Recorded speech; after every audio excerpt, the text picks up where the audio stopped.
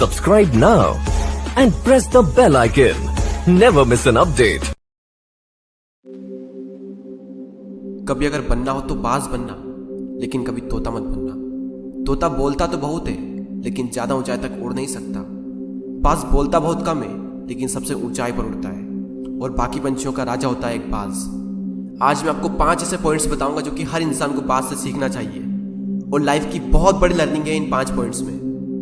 पहला lesson, eagle fly alone. बाज अकेले उड़ता है और बाकी पंछियों के मुकाबले सबसे ऊंचाई पर उड़ता है। बाज अकेले उड़ेगा, लेकिन कभी भी चिड़िया और छोटे पंछियों के साथ नहीं उड़ेगा।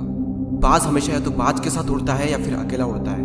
और इस समय यह सीख मिलती है कि छोटी सोच वाले लोगों से हमेशा दूर रहें और अकेले रहो, क्योंकि यही वो समय है जब खुद को जानने का असली मौका मिलता है। दूसरा लेसन, बाज का विजन बहुत ज्यादा क्लियर होता है और बहुत ज्यादा स्ट्रॉन्ग होता है।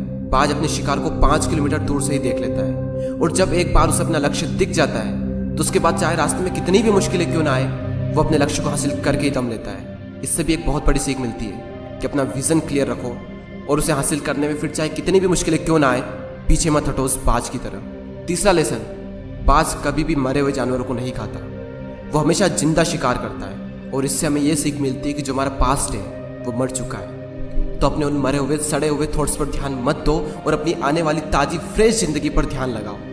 अपने पास्ट की पुरानी यादें जो तुम्हें तंग करती है उन्हें वहीं रहने दो जहां पर उसकी जगह है, और तुम्हारे पास्ट की जगह है तुम्हारे पास्ट में, उसे वर्तमान में जगह मत दो।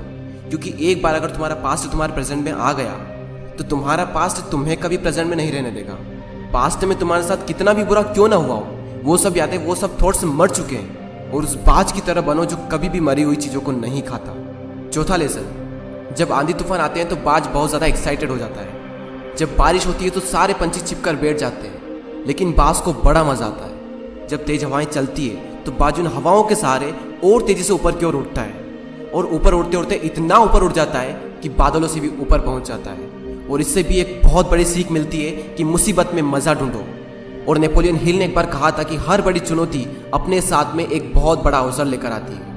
तो उस बाज की तरह तुम भी अपने अवसर को पहचानो, और जिस दिन तुमने अवसरों को पहचान लिया तो सारी मुश्किलें तुम्हारे नीचे होगी और तुम उन मुश्किलों के ऊपर होगे।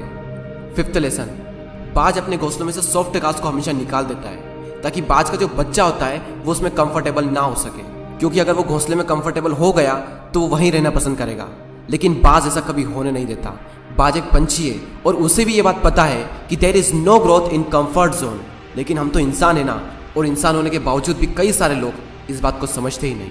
आप जितना ज़्यादा कंफर्ट जोन में रहोगे, आपकी लाइफ आने वाले टाइम में उतनी ही ज़्यादा अनकंफर्टेबल हो जाएगी।